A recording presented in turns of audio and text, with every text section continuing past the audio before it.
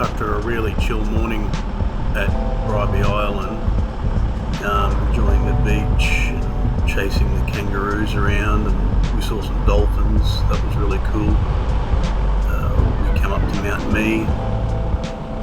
We've been here before, and we've done a few of the side tracks and whatnot. Just stick to mainly the Western Escarpment drive, and we've been up and down K-Break and A-Break before in company, of course, but I did go down a couple of the side tracks, not really knowing what we'd come up against. Like, I know there's nothing too serious out there. On the sort of main drives, we've gone on a couple of the tracks into the trees there where it's been the really slippery clay stuff, and you've got very little control going downhill, but that always ends up in being a fun little bog hole to sort of get across. But we avoid those when we don't have our friends with winches and more capable vehicles. We've become quite confident in the old RC Colorado. We've had it nearly 4 years now.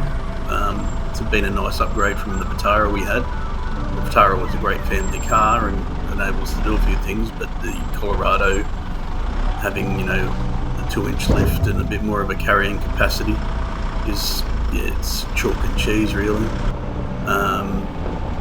I'd love to have like one of the crazy rock crawling capable vehicles that we watch our favourite YouTubers do, but time and money, it's all, especially in today's climate of money being tight and what have you. I mean, we're quite happy with our second-hand used vehicle. It does everything we need it to do. We went out for Bribie in the morning, even though the roads all the tracks were very well maintained. They've been hardened up pretty well. There was no real any time that we sort of seen that we thought we were going to get stuck anywhere. So that was quite a good morning out. And then we saw the traffic on the Bruce Highway, and I thought, we'll go home through the national park and avoid the Bruce Highway altogether, because it was awful.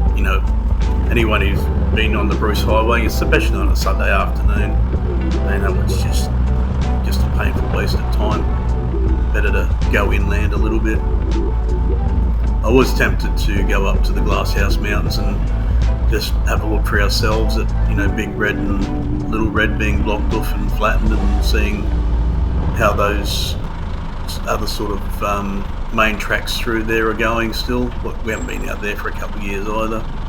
But again, there's something I should probably do in company. We are intermediate or beginner at best, I guess, with our full driving experience. We probably will add a winch at some point, but again, that's just adding money.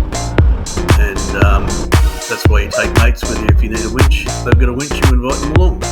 Makes life a lot easier for you, and it's a great flex for them because they get to pull you out and give you a bit of grief for it. We really enjoyed ourselves out at Mount Mee again today, except for the toilets, of course. So if you can imagine a busy tourist attraction or just busy tourist spot with toilets that aren't flushing, I won't paint any pictures, but I'll let you use your imagination as to what the state of those toilets were.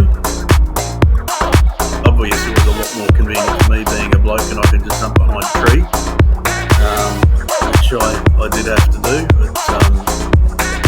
But obviously, at the toilet block I didn't, because we just had the urine on that. That just keeps flowing, that one. But the girls were quite keen to avoid using the facilities until it became much more urgent. Hopefully the Rangers get on top of that. But we still had a really enjoyable day. Morning in the beach, afternoon in the bush. Really can't get much better than that, in my opinion. Get out and have a go, guys. I saw people out there, and X-Trail's having a great day, so you can do it too.